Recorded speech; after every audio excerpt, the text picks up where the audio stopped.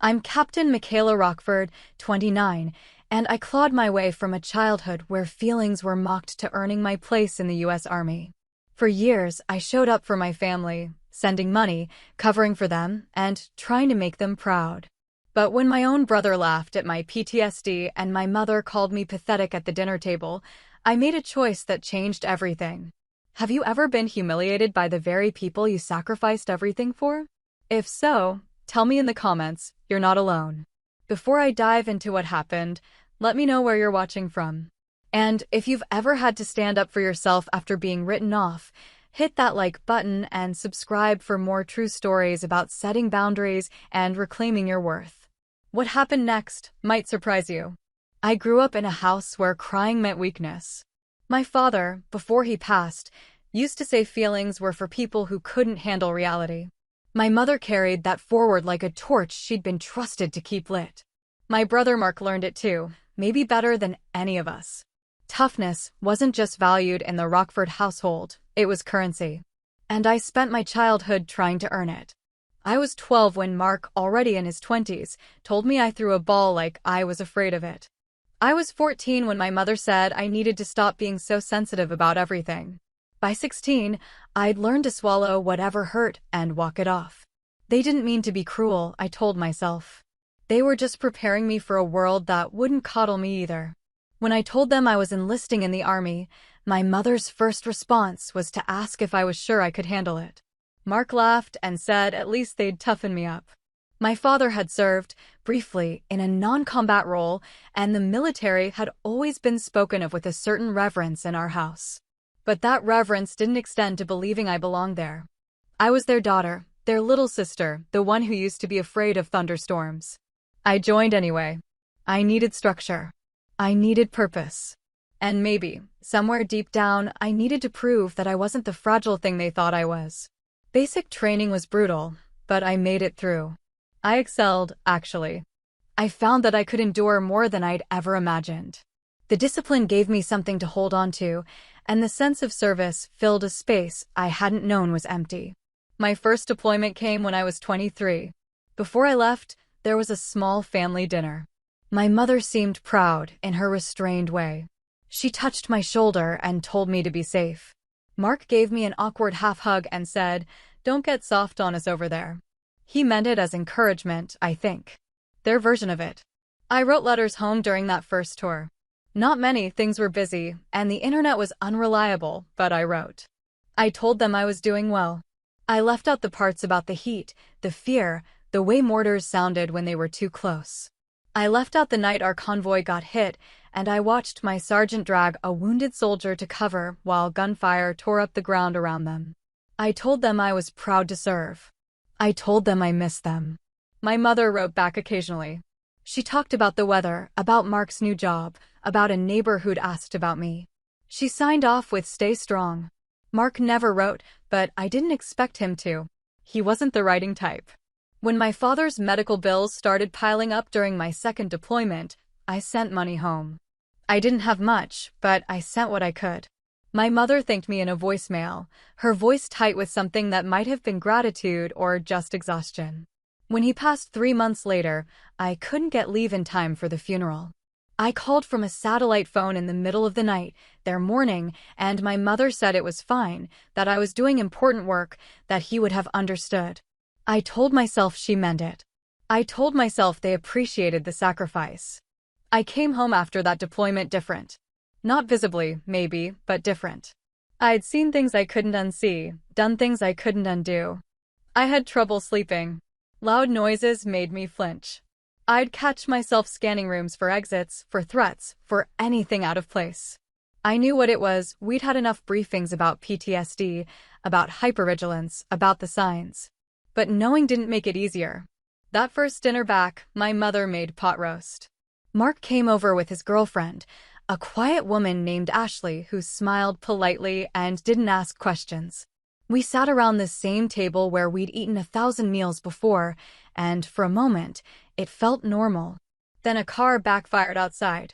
I dropped my fork, my whole body tensing, my hand instinctively moving to my side where my weapon would have been. Mark laughed. Not meanly, exactly. Just a short bark of amusement. Still jumpy, huh? I picked up my fork, forced my breathing to steady. Reflex. You've been home for 3 days, he said, still grinning. Might want to work on that. My mother looked at me over her glasses. You'll adjust. Just takes time. I nodded. I wanted to explain that it wasn't something you just adjusted away, that my nervous system had been rewired by months of constant threat, that the sounds of home didn't match the sounds my brain was calibrated to interpret. But I didn't. They wouldn't have understood, and I didn't want to sound like I was complaining. The nightmares started that week. I'd wake up drenched in sweat, my heart hammering, the sheets tangled around my legs like I'd been fighting them. I'd see faces, soldiers I'd served with, people we'd tried to help, the ones we couldn't save. I'd hear the screaming, the explosions, the terrible silence that came after. I tried to be quiet about it. I was staying in my old room at my mother's house until I figured out my next steps, and I didn't want to wake her. But one night, I must have cried out, because she knocked on my door at 3 a.m. Are you all right? She asked through the door. I'm fine, I said. Just a bad dream. There was a pause. You should see someone about that. I will. Good night, then. I heard her footsteps retreat down the hallway. I sat in the dark, my knees pulled to my chest, and wondered if she'd had bad dreams after my father died. If she had, she'd never mention them. In our family, you handled your problems privately, quietly, and you certainly didn't make them anyone else's burden. The VA offered counseling, and I went. It helped some. The therapist was a veteran herself, and she didn't make me feel broken. She made me feel like what I was experiencing was a natural response to unnatural circumstances. But the nightmares continued. The hypervigilance continued. I was managing, but I wasn't healed. Mark noticed. Or rather, he noticed that I wasn't back to whatever version of normal he expected. You're still doing the therapy thing, he asked one afternoon when he stopped by. Yeah. How long are you going to need that? I don't know. As long as it takes. He shrugged. Just seems like you'd be over it by now. Over it. Like it was a cold. Like it was something that ran its course and left you immune. I didn't have the energy to explain, so I didn't. I just nodded and changed the subject. My mother was more subtle, but the message was the same. She'd mention women she knew who'd been through hard times, a divorce, a job loss, and how they'd just moved on without making a fuss. The implication was clear. I should be stronger. I should be past this. I started looking for my own place. I needed space, needed to not feel like my struggles were an inconvenience to people who were supposed to care about me. I found a small apartment across town and moved in with help from a friend I'd made at the VA, another veteran, a guy named Daniel Reyes who'd been an army sergeant before an IED took part of his leg. He understood what I was going through in a way my family never would.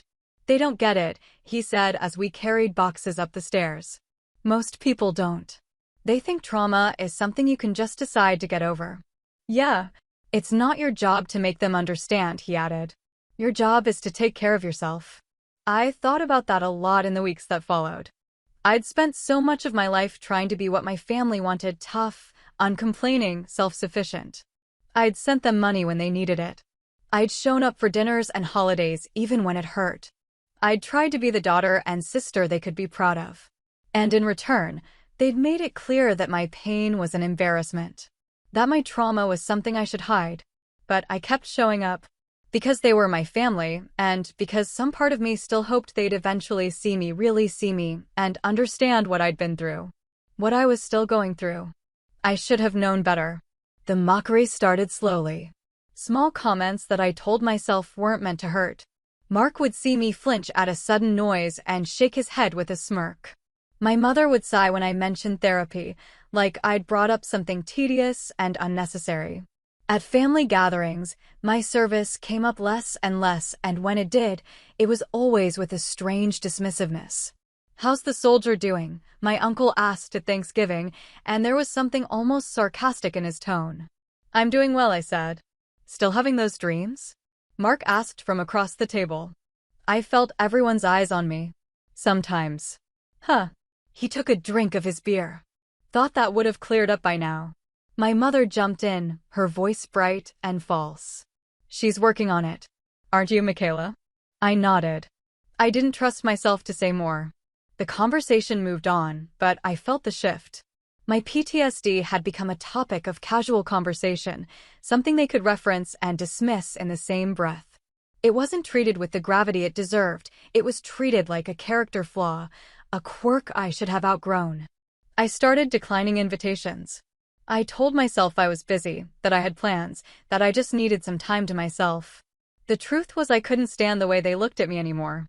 Like I was damaged goods. Like I was less than I'd been before. Daniel noticed I was pulling back. "You don't have to keep subjecting yourself to that," he said one evening over coffee. "They're my family." And? Family doesn't give you a free pass to be cruel. I wanted to argue, but I couldn't. He was right. They were being cruel, even if they didn't think of it that way. Their jokes, their dismissiveness, their complete inability to acknowledge what I'd sacrificed, it all added up to a profound lack of respect.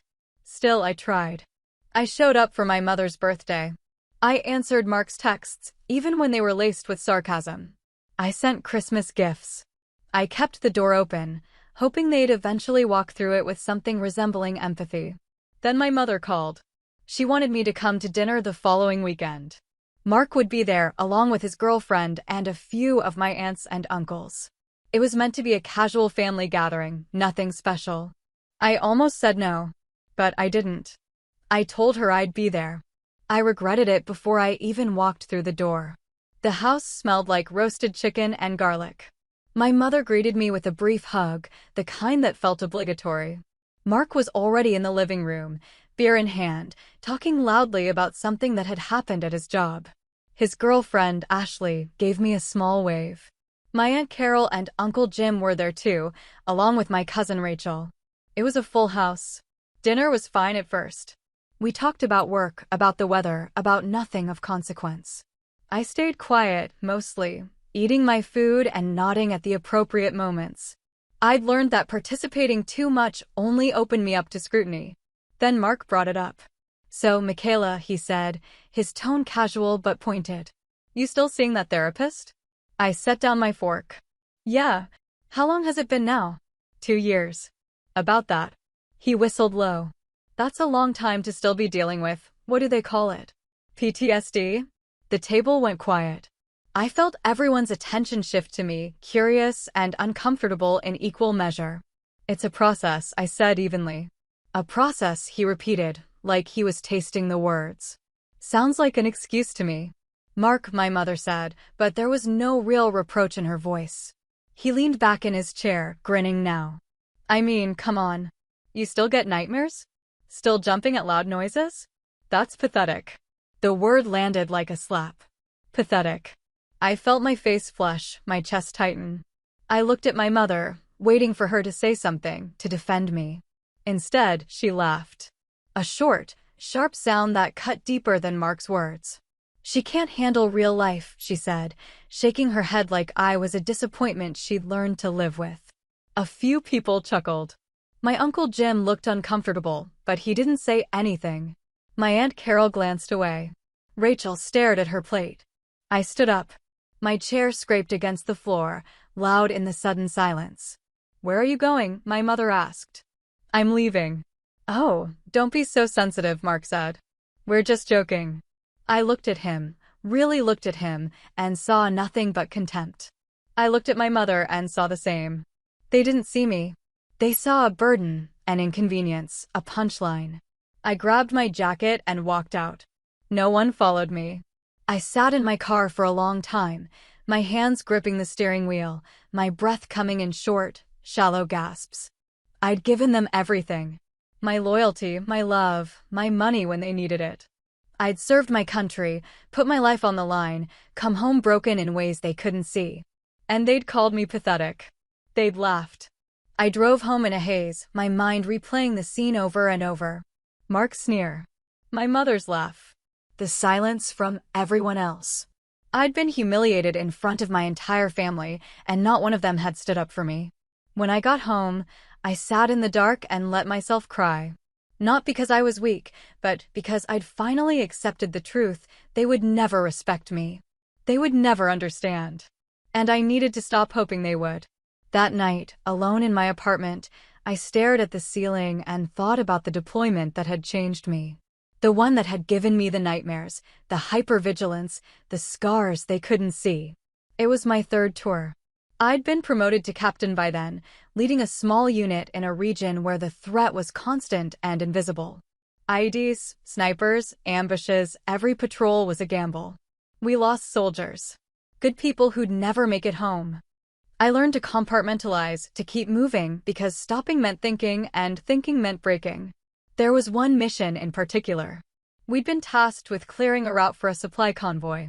Intelligence said the area was relatively secure, but intelligence was wrong more often than it was right. We moved carefully, our engineer scanning for explosives, the rest of us providing cover. Then the scanner went off. We'd found an IED, a big one, buried just off the path. While our engineer worked to disarm it, we secured the perimeter. That's when the mortars started. They came from the ridge to our east, fast and indiscriminate. The first one hit 20 meters away, close enough to knock me off my feet. I heard screaming. I saw dust and smoke and chaos. My ears were ringing, my vision blurred, but I forced myself up. 2 of my soldiers were down, both wounded. One had taken shrapnel to the leg. The other was unconscious, blood pooling beneath him. And we were still in the minefield. The mortars kept coming. I didn't think. I just moved. I grabbed the first soldier, the one with the leg wound, and dragged him back toward cover. He screamed the whole way. I left him with our medic and went back for the other one. He was heavier, deadweight, and every step felt like it might be my last. I didn't know if I was stepping on an IED. I didn't know if the next mortar would land on top of us. I just knew I couldn't leave him. I got him out. We all got out eventually. The engineer disarmed the IED, the mortar stopped, and we made it back to base. Both soldiers survived. I was recommended for a commendation, though I never cared much about that. I cared that they made it home. But that day stayed with me. The sound of the mortars. The weight of a dying man in my arms. The certainty that I was going to die out there. It stayed with me in the nightmares, in the flashbacks, in the way my body reacted to things my family thought were nothing. And they'd called me pathetic. I called Daniel the next morning. He answered on the second ring, his voice rough with sleep. "You okay?" he asked. "No. Want to talk about it?" I told him everything. The dinner, the mockery, the way my mother had laughed. He listened without interrupting, and when I finished, he was quiet for a moment. "You know that's abuse, right?" he said finally. "They're my family. That doesn't make it okay. What they did, what they've been doing, that's not love. That's not even basic respect." I wanted to argue, but I couldn't. Because he was right. I'd been making excuses for them for years, telling myself they didn't understand, that they didn't mean it. But intent didn't matter. Impact did. And the impact of their words, their laughter, their complete dismissal of my trauma had left me feeling worthless. "What do I do?" I asked. "You set boundaries. You stop giving them access to hurt you. They'll say I'm being dramatic. Let them. You're not responsible for their reactions. You're only responsible for protecting yourself." I thought about that for days. Protecting myself. It sounded so simple, but it felt impossible. I'd spent my entire life trying to earn their approval, their respect, their love. Walking away felt like admitting defeat. But staying felt like losing myself. I started small. I stopped answering Mark's texts. When my mother called, I let it go to voicemail. I didn't make excuses or explanations. I just stopped participating in a dynamic that was destroying me. The pushback was immediate. Mark sent a string of messages, each one more incredulous than the last. "Are you seriously ignoring me? What's your problem? You're being ridiculous." My mother left a voicemail. "I don't know why you're upset, but this is childish. We're family. You need to stop being so sensitive." I deleted the messages. I deleted the voicemail. I focused on the things that made me feel whole, my therapy, my work with other veterans, the small routines that kept me grounded. Daniel checked in regularly. "How are you holding up?" "Better," I said. And I meant it. The distance hurt, but it hurt less than the constant barrage of disrespect. I didn't know then that something was about to shift. That the footage from that mission, The one where I dragged soldiers out of a minefield was about to air on national news as part of a documentary on military service. I didn't know that the narrative my family had built about me was about to collapse. I didn't know that the truth was louder than their mockery had ever been. The call came from a producer at a major news network. They were putting together a documentary on combat heroism, highlighting lesser-known stories of soldiers who'd gone above and beyond. Someone in the Army's public affairs office had flagged my name, along with the helmet cam footage from that mission. "We'd like to feature your story," the producer said. "The footage is incredible. We think it's important for people to see what soldiers like you do." I hesitated. I didn't want the attention. I didn't want to relive that day on national television. But the producer was persuasive. She talked about honoring the soldiers I'd saved, about giving the public a window into the reality of combat. She promised it would be respectful, dignified. I agreed. Not for me, but for the men I'd served with. For the ones who didn't make it home. The documentary was scheduled to air on a Wednesday evening. I didn't tell my family. I hadn't spoken to them in weeks, and I saw no reason to start now. I assumed they wouldn't watch it anyway. Military documentaries weren't their thing. I watched it alone in my apartment, Daniel on speakerphone for moral support. When the segment started, I felt my chest tighten. The footage was raw, chaotic, harder to watch than I'd expected. The camera mounted on my helmet captured everything: the explosion, the screaming, the dust and smoke. It captured me running back into the minefield, dragging one soldier, then another, my movements frantic but deliberate. The narrator's voice cut through the chaos. Captain Michaela Rockford risked her life multiple times to save her fellow soldiers, navigating an active minefield under mortar fire. Her actions that day exemplify the courage and selflessness at the heart of military service. I felt tears on my face. Not because of the praise, but because seeing it again brought everything back. The fear, the adrenaline, the certainty that I was going to die. "You okay?" Daniel asked. "Yeah," I said, my voice shaky. "I'm okay." The segment ended.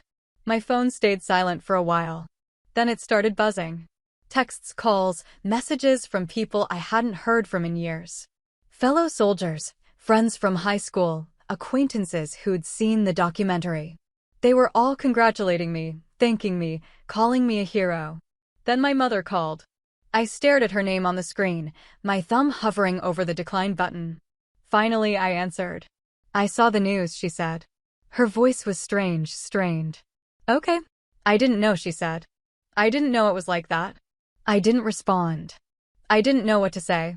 "Why didn't you tell us?" she asked. Would it have mattered? The silence stretched between us. Finally, she said, "Mark wants to talk to you." "I don't want to talk to Mark." "Michaela," I hung up. My phone buzzed again. A text from Mark. "I saw the footage. Call me." I didn't. I turned my phone off and sat in the silence of my apartment, letting the weight of the day settle over me. They'd seen it. They'd seen what I'd done, what I'd survived, what had left me with the nightmares and the hypervigilance they'd mocked. And now they wanted to talk. But I didn't owe them anything. Not an explanation, not forgiveness, not another chance to hurt me. The truth had come out. Not because I'd argued or defended myself, but because it existed, undeniable and recorded. And for the first time in years, I felt something close to vindication. They'd called me pathetic. But the world had seen who I really was. The calls kept coming. My mother. Mark. Even my Aunt Carol, who'd sat silently while they humiliated me. They all wanted to talk, to explain, to somehow make it right. I ignored them for days. I focused on work, on therapy, on the messages from soldiers I'd served with. One of the men I'd pulled from the minefield sent me a long email, thanking me for saving his life, telling me about his kids and his wife and the life he'd built because I'd given him the chance. That message meant more than anything my family could have said. Daniel came over one evening with takeout. We sat on my couch, eating in comfortable silence, until he finally spoke. "You going to talk to them?" "I don't know." "You don't have to," he said. "But if you do, make sure it's on your terms." I thought about that. On my terms. I'd spent so long accommodating them, bending to their expectations, accepting their cruelty because I didn't know how to do anything else. If I talked to them now, it would be different. It would be because I chose to, not because I felt obligated. A week after the documentary aired, Mark showed up at my apartment. I saw him through the peephole, standing in the hallway, his hands shoved in his pockets. He looked uncomfortable, uncertain. I almost didn't open the door. But I did. "Hey," he said. "Hey, can I come in?" I stepped aside, and he walked past me into the living room. He looked around like he was seeing the place for the first time, even though he'd helped me move in. "I watched the news," he said, still not looking at me, my voice flat. He looked away. "Yeah." I waited, but he didn't say anything else. The silence stretched, heavy and uncomfortable. "I need you to understand something," I said finally. "Sorry doesn't fix this. You and Mom, you didn't just hurt me once. You hurt me over and over for years. You made me feel like my trauma was a joke, like I was weak for not being able to just get over it. And I kept showing up, kept trying to make you understand, because you're my family. But you didn't care. I care now. Because you saw the footage. Because now you have proof that I wasn't exaggerating. But Mark, I shouldn't have needed proof. You should have believed me. You should have respected me enough to take my pain seriously." He nodded slowly. "You're right. I don't know if I can forgive you," I said. "Not right now.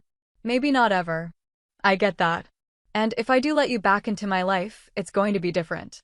I'm not going to tolerate disrespect. I'm not going to subject myself to mockery or dismissiveness. If you can't treat me with basic human decency, then we're done." "I can do that," he said. "I will." I wanted to believe him. Part of me did. But trust wasn't rebuilt with words. It was rebuilt with actions over time. "We'll see," I said. He nodded and turned to leave. At the door, he paused. "For what it's worth, I'm proud of you." I should have said that a long time ago. I didn't respond. I just watched him leave, the door clicking shut behind him. My mother called later that night. I almost didn't answer, but something made me pick up. "I saw Mark stopped by," she said. "He did. He told me what you said." "Okay. I'm sorry too, Michaela." "I am. I didn't understand." "You didn't try to understand." She was quiet for a moment. "You're right. I didn't. I thought you needed to be tougher. That coddling you would make things worse. I didn't need coddling. I needed support. I know that now." I didn't know what to say. Part of me wanted to forgive her, to bridge the gap that had grown between us. But another part of me, the part that had been hurt too many times, held back. "I need time," I said. "I understand. And I need you to respect that. No guilt trips, no pressure. Just time." "Okay." We said goodbye, and I hung up. I felt exhausted, drained by the weight of it all. But I also felt something else, something that might have been relief. I'd set boundaries. I'd stood up for myself. And for the first time in a long time, I felt like I was in control. Daniel was right. Family didn't give you a free pass to be cruel. And respect wasn't something you owed people just because they were related to you. It was something they earned. Whether my family would earn it remained to be seen. Months passed. I kept my distance from my family, letting time and space do their work. Mark reached out occasionally, his messages careful and respectful. He asked how I was doing, shared small updates about his life, never pushed for more than I was willing to give. My mother did the same, her calls brief and measured. I didn't shut them out completely, but I didn't let them back in either. I was waiting, watching, to see if their change was real or just a temporary reaction to their guilt. In the meantime, I focused on rebuilding my life. I found purpose in working with other veterans, helping them navigate the VA system, connecting them with resources, reminding them they weren't alone. Daniel and I co-founded a small support group for combat veterans dealing with PTSD. It met every Thursday evening in the basement of a community center, and it became one of the highlights of my week. The men and women who showed up to those meetings understood me in a way my family never had. We didn't have to explain ourselves to each other. We knew the weight of service, the cost of survival, the difficulty of coming home to a world that expected us to be the same people we'd been before. One evening, a new member joined the group, a young Marine named Casey who'd only been home for a month. She sat in the back, her arms crossed, her jaw tight. I recognized that look. The defensiveness, the fear of being judged. When it was her turn to share, she said, "My family doesn't get it. They keep telling me I should be happy to be home, that I should just move on. But I can't." The room was silent except for the murmured agreements from others who'd been where she was. "You're not alone," I told her. "And you don't have to move on according to anyone else's timeline. Healing takes as long as it takes." She nodded, her eyes glistening. "Thanks." After the meeting, she approached me. "You're the captain from the news, right? The one who pulled those soldiers out of the minefield." "Yeah, that was incredible," she said. "I mean, I saw the footage, and thank you. For what you did. For what you're doing now. I'm just trying to help." "You are," she said. "More than you know." Moments like that reminded me why I kept going. Why I'd chosen to serve, why I kept showing up for people who needed it, why I refused to let my family's dismissal define me. The recognition from the documentary brought other opportunities. I was invited to speak at military events, to share my story with active duty soldiers and veterans alike. It was uncomfortable at first. I didn't think of myself as a hero, and talking about that day in the minefield brought back memories I'd rather leave buried. But the more I spoke, the more I realized how much it mattered. People needed to hear that PTSD didn't make you weak. That seeking help wasn't a failure. That survival, in whatever form it took, was enough. One of the soldiers I'd saved, Sergeant Kyle Brennan, reached out to meet in person. We grabbed coffee at a diner near his home, and he brought his wife and 2 young daughters. The girls were shy, hiding behind their mother's legs, but Kyle's wife hugged me like I was family. "You gave us this," she said, her voice thick with emotion. "All of this. I don't know how to thank you." "You don't have to," I said. But she did anyway. She told me about the life they'd built, about Kyle's work as a teacher, about their plans for the future. She told me that her daughters knew my name, that Kyle talked about me like I was a guardian angel. I didn't feel like a guardian angel. I felt like someone who'd done what needed to be done, who'd made a choice in a moment of chaos. But seeing Kyle with his family, seeing the life he'd built, made it real in a way it hadn't been before. I'd saved him. And in doing so, I'd saved all of this.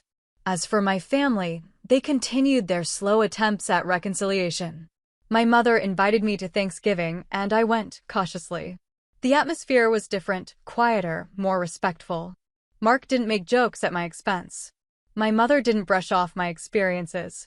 They asked careful questions, listened when I spoke, treated me like my presence mattered. It wasn't perfect. There were moments of awkwardness, silences where the old patterns threatened to resurface. But they caught themselves. They tried. After dinner, my mother pulled me aside. "I've been thinking a lot about what you said. About respect. Okay, I want you to know that I see you now. Really see you. And I'm sorry it took so long." I nodded. "I appreciate that. Is there a chance we can rebuild this?" she asked. "I know I don't deserve it, but we'll see," I said. "It's going to take time." "I understand." And maybe she did. Or maybe she didn't, and she was just saying what she thought I wanted to hear. Either way, I wasn't in a hurry. I'd spent too long giving them the benefit of the doubt, sacrificing my own well-being for the sake of keeping the peace. If we rebuilt our relationship, it would be on my terms, at my pace. Mark caught me before I left. "Thanks for coming." "It was fine. Better than fine, I hope." I smiled, just a little. "Better than last time, at least." He laughed, a genuine sound. "Yeah, better than last time." I drove home that night feeling something I hadn't felt in years, hope. Not that everything would magically be fixed, but that maybe, just maybe, things could be different. That my family could learn to respect me, to see me as more than the sum of my struggles.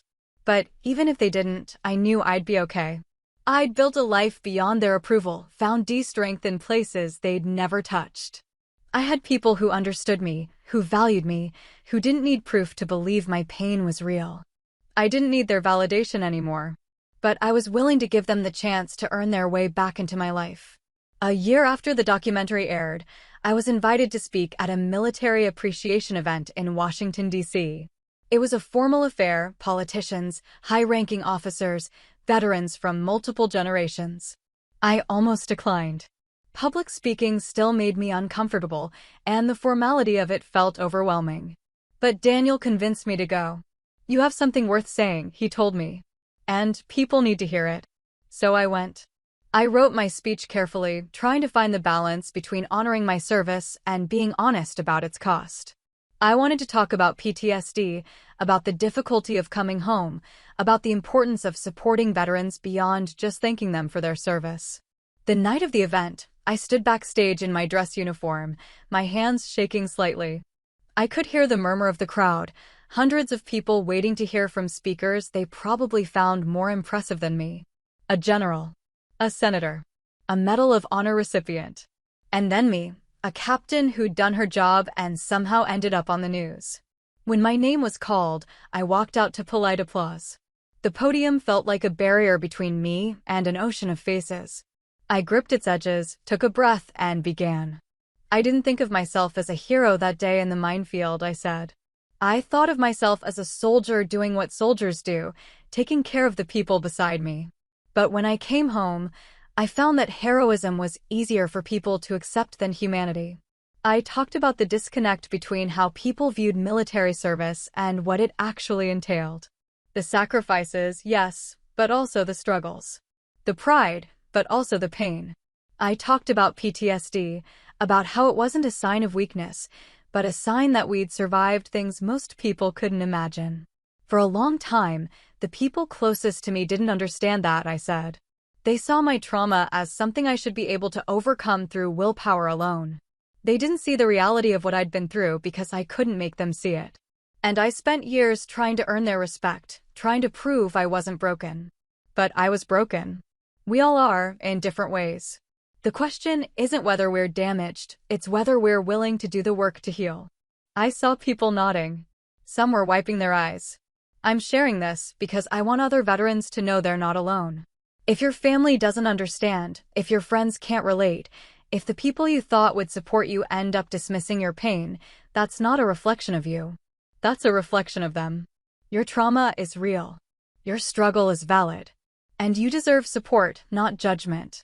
The applause when I finished was thunderous. People stood. I felt overwhelmed, exposed, but also relieved. I'd said what I needed to say.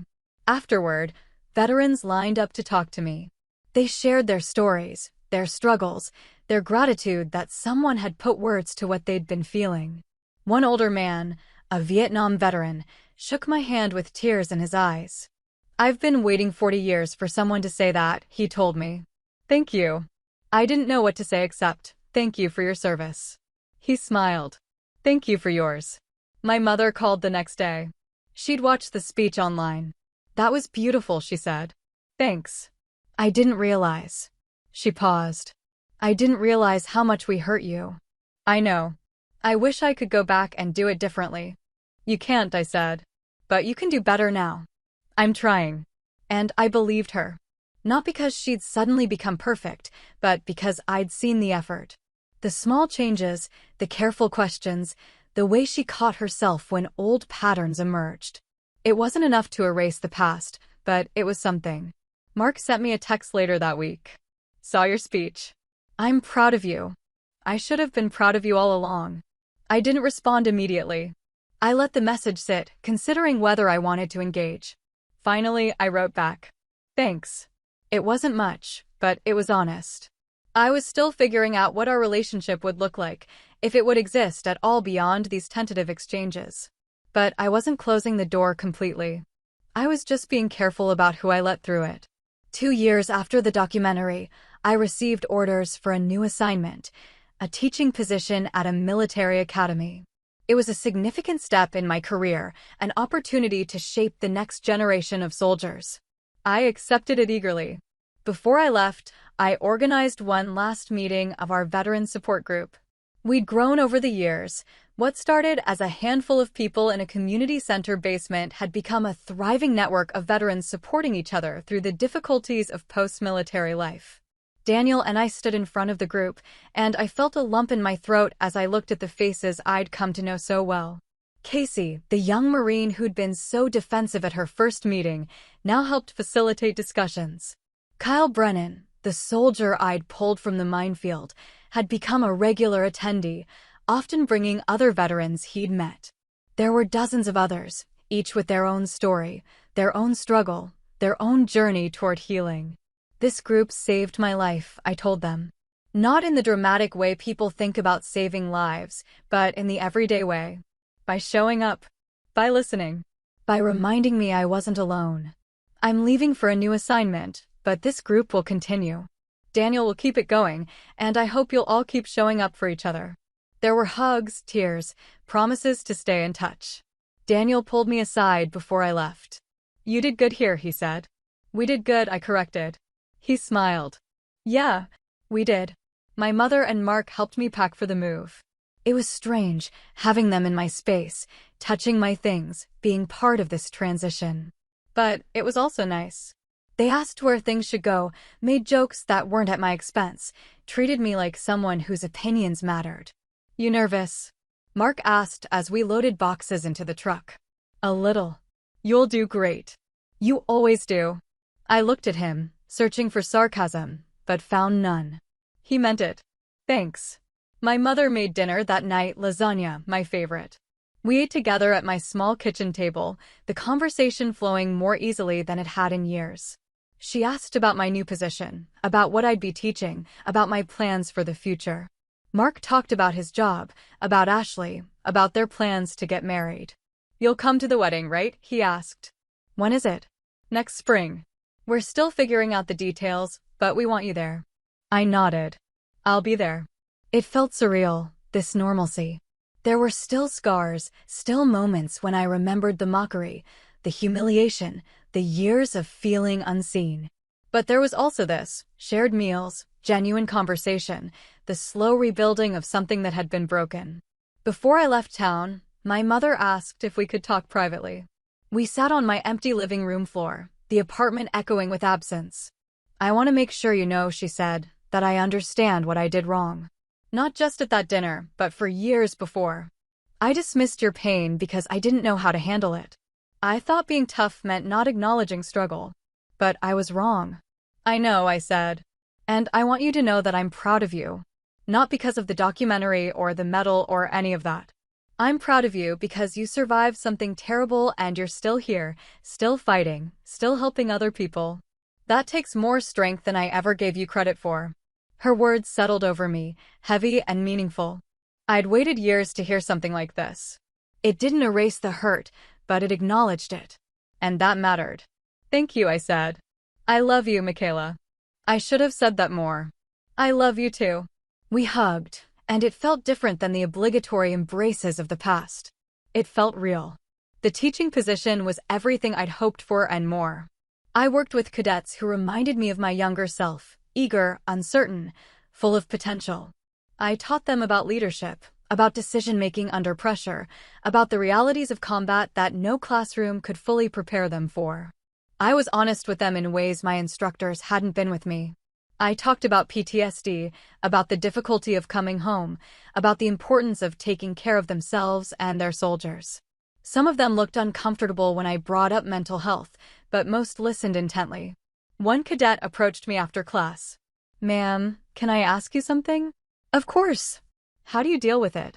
The PTSD, I mean. My dad was in Iraq and he struggles. I don't know how to help him. I thought carefully about my answer. You help him by not treating him like he's broken. By respecting his experience without trying to fix it. By just being there. That's it. That's a lot, I said. More than you might think. He nodded slowly. Thanks, ma'am. I watched him leave, hoping I'd given him something useful. These conversations happened more often than I'd expected. Cadets with family members who'd served, cadets worried about their own futures, cadets trying to understand what they were signing up for. I tried to be honest without being discouraging, to prepare them without scaring them. My work was fulfilling in a way combat never had been.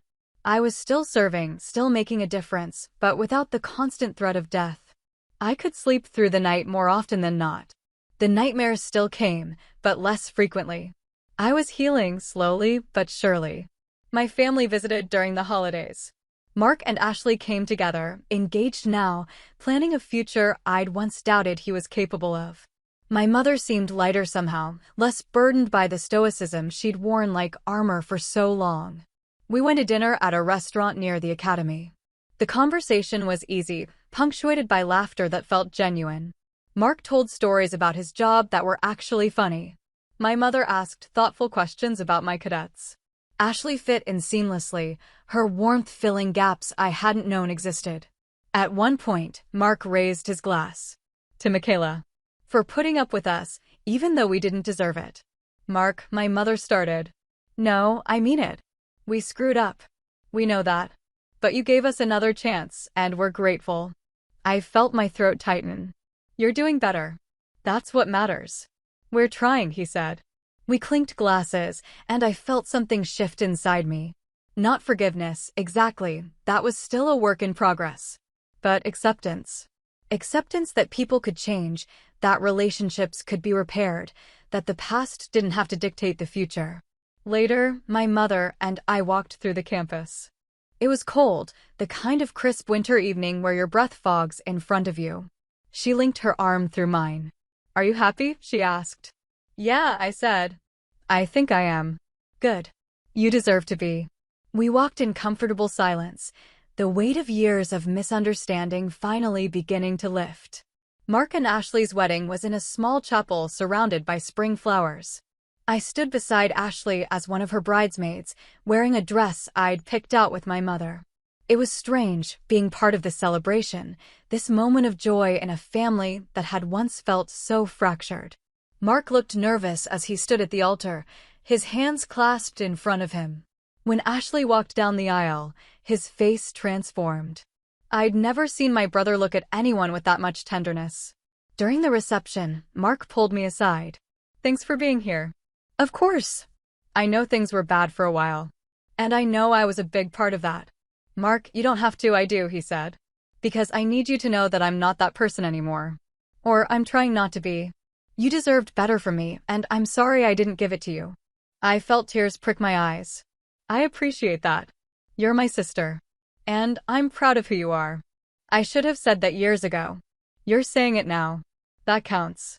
He hugged me, and I hugged him back, feeling the weight of our shared history, the good and the bad, settle into something manageable. My mother gave a speech during the reception. She talked about watching her children grow up, about the challenges and joys of parenthood, about learning to let go while still being present. Then she looked directly at me. I want to take a moment to acknowledge my daughter, Michaela. She's taught me more about strength and resilience than anyone I've ever known. I wasn't always the mother she deserved, but she gave me the chance to be better. And for that, I'm grateful. The room applauded. I felt exposed, vulnerable, but also seen in a way I hadn't been before. After the wedding, I returned to my life at the academy. The cadets kept me busy, kept me grounded. I continued therapy, continued working on myself, continued building a life that felt authentic and meaningful. The relationship with my family remained measured. We talked regularly, visited when we could, but there was an understanding that boundaries mattered. That respect was non-negotiable. They'd learned, and I'd learned, and we were all better for it. One afternoon, I received an email from Casey, the young Marine from the support group. She'd been accepted to officer candidate school and wanted to thank me for encouraging her to apply. You showed me that surviving isn't the same as thriving, she wrote. And that we get to choose which one we're going to do. I'm choosing to thrive. Thank you for showing me how. I read the email 3 times, my chest tight with emotion. This was why I served. Not for medals or recognition or even for my family's approval. For moments like this. For the chance to help someone else find their way. 5 years after the documentary aired, I was promoted to major. The ceremony was small, held on the academy grounds, attended by colleagues and cadets. My mother and Mark were there, sitting in the front row. Daniel flew in from across the country. Kyle Brennan came with his family. As the commanding officer pinned the new rank on my uniform, I felt a sense of completion. Not because I'd reached some arbitrary milestone, but because I'd built a life on my own terms. A life defined by service, by connection, by the courage to set boundaries and demand respect. After the ceremony, Kyle approached me with his daughters. They were older now, less shy, full of energy and curiosity. Girls, this is Major Rockford, he said. The woman I told you about. The older daughter looked up at me. You saved my dad. I did, I said. Thank you, she said seriously. I crouched down to her level. You're welcome. Take good care of him, okay? She nodded solemnly. My mother hugged me after the ceremony. Your father would have been proud. It was the first time she'd mentioned him in years. I felt the old ache of his absence, but it was softer now, tempered by time. I hope so, I said. I know so. That evening, my family and friends gathered for a small celebration. We shared food and stories, laughter echoing through the room. Mark gave a toast, his voice steady and sincere. To my sister, who's always been stronger than the rest of us combined. Who taught us what real courage looks like, even when we were too stubborn to see it. I raised my glass, surrounded by people who understood me, who valued me, who'd earned their place in my life. This was what I'd fought for. Not recognition or validation from people who'd hurt me, but the freedom to build a life filled with genuine respect and connection. The documentary had forced my family to confront the truth of my service, but the real victory wasn't their acknowledgement. It was the life I'd built in spite of their dismissal. I thought about the girl I'd been, desperate for her family's approval, willing to sacrifice her own well-being for the sake of keeping the peace.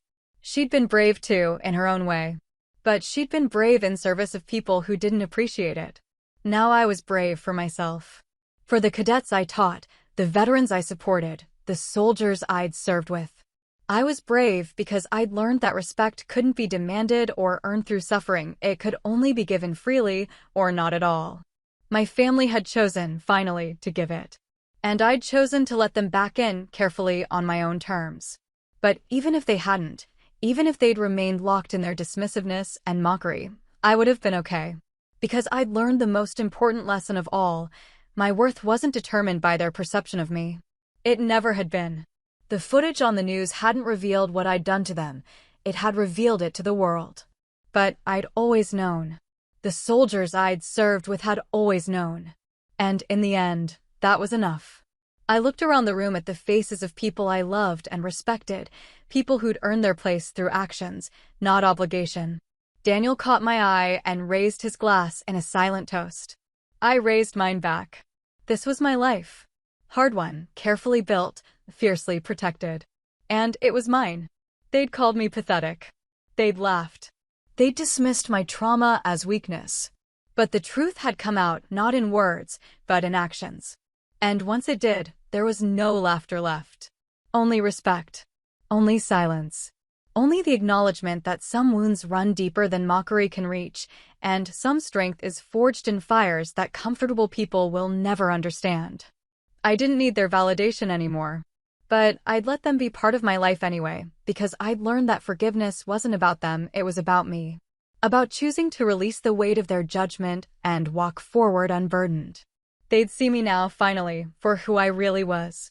And I'd see them too, flawed, human, capable of growth.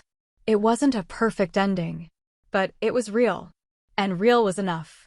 The letter arrived on a Tuesday morning, forwarded from the Pentagon to my office at the Academy. I recognized the seal immediately, Department of Defense, official correspondence. My hands were steady as I opened it, but my heart wasn't. Inside was a notification.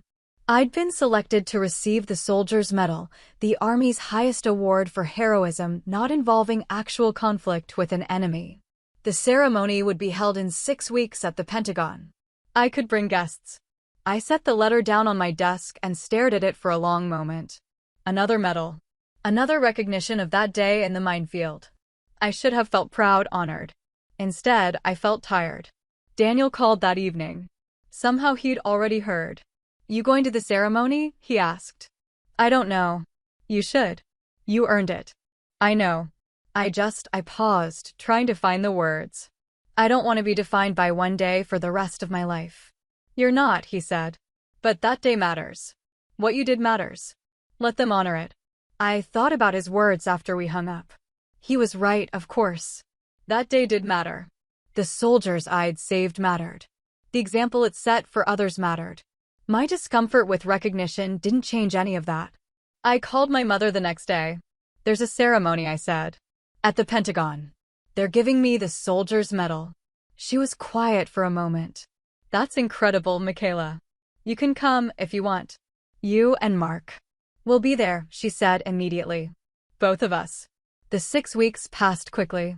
I prepared my cadets for their final exams, wrote evaluations, met with struggling students who reminded me of myself at their age.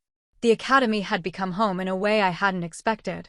These young people, with their earnest questions and their fears about the future, gave me purpose beyond my own healing. One cadet, a quiet young woman named Rodriguez, stayed after class one afternoon. She'd been struggling all semester, not with the material but with confidence. Ma'am, can I ask you something personal? Go ahead. Were you ever scared you weren't good enough? I smiled. Every day. She looked surprised. Really? But you've done so much. Doing things doesn't mean you're not afraid. It just means you do them anyway. Even now. Especially now, I said. The more responsibility you have, the more aware you become of everything that could go wrong. But you learn to trust your training, your instincts, your team. And you learn that being scared doesn't make you weak, it makes you human. She nodded slowly. Thank you, ma'am. After she left, I sat in my empty classroom and thought about fear. About how it had shaped me, driven me, nearly destroyed me. About how I'd finally learned to acknowledge it without letting it control me. The night before the ceremony, I couldn't sleep. I lay in my hotel room in Washington, staring at the ceiling, thinking about the path that had brought me here. The girl I'd been, desperate for approval. The soldier I'd become, fighting for something bigger than myself. The woman I was now, still fighting, but for different things. My phone buzzed. A text from Mark. Landed safe. See you tomorrow. Proud of you, sis. Another from my mother. Can't wait to see you receive this honor. You deserve it. One from Daniel. Remember, you're not defined by one day. You're defined by every day you choose to show up. I fell asleep holding my phone, surrounded by words that once would have felt impossible. The ceremony was formal, held in a grand hall with flags and photographs of soldiers who'd served with distinction. I stood in my dress uniform, surrounded by other recipients and their families. My mother and Mark sat in the third row. Daniel had positioned himself near the back, giving me a thumbs up when I caught his eye. The citations were read aloud, each one detailing acts of courage, sacrifice, moments when ordinary people did extraordinary things. When my name was called, I walked to the front, my steps measured and sure. The general who pinned the medal to my uniform looked me in the eye. Your actions that day saved lives and exemplified the finest traditions of military service. Thank you, Major Rockford. Thank you, sir. The applause felt distant, like it was happening to someone else. I returned to my place, the weight of the medal somehow both significant and meaningless. It didn't change what had happened. It didn't erase the nightmares or make my family's past dismissal hurt less. But it acknowledged, publicly and permanently, that what I'd done mattered. After the ceremony, my mother approached me. Her eyes were wet. I wish your father could have seen this, she said. Me too. He would have been so proud. I am so proud. I hugged her, feeling the complicated mix of gratitude and old hurt that still existed between us. We'd come far, but some wounds took longer to heal than others. Mark shook my hand, then pulled me into a hug. You're incredible, you know that? I'm just a soldier who did her job. No, he said firmly. You're a soldier who went above and beyond, multiple times, and we're lucky you're our sister. Later, at dinner with my family and Daniel, the conversation flowed easily. We talked about the ceremony, about Mark and Ashley's plans to buy a house, about my mother's new hobby of painting. Normal things, family things, the kind of moments I'd once thought we'd never have. Daniel raised his glass. To Michaela, who taught us all what it means to be brave. To Michaela, they echoed. I looked around the table at these people, family by blood and by choice, and felt something close to peace. The journey hadn't been easy. There had been pain, betrayal, years of feeling invisible. But we'd made it here, to this moment, where respect was given freely and love wasn't conditional on silence. My phone buzzed. An email from Casey. She'd just graduated from officer candidate school and wanted me to know I'd be invited to her commissioning ceremony. You changed my life, ma'am, she wrote. I hope I can do the same for others. I showed the email to Daniel. He smiled. See? That's your real legacy. Not the medals. The people you've helped along the way. He was right. The soldier's medal would hang on my wall alongside my other commendations, a reminder of one day when everything had hung in the balance. But my real legacy was measured in moments like this: cadets finding their confidence, veterans finding their strength, a family learning to choose respect over mockery. We finished dinner and walked out into the cool Washington evening. My mother linked her arm through mine, just like she had that night at the academy. You were supposed to love me unconditionally. I flew back to the academy the next morning, the soldier's medal carefully packed in my carry-on. When I returned to my office, I hung it on the wall next to a photograph of my unit, the men and women I'd served with, the ones who'd understood me when no one else could. A cadet knocked on my door. "Ma'am, do you have a minute?" "Of course. Come in." And life continued, as it always did. One moment at a time, one choice at a time, building something lasting from the pieces of what had been broken. They'd called me pathetic once. They'd laughed at my pain. But I'd survived. I'd healed.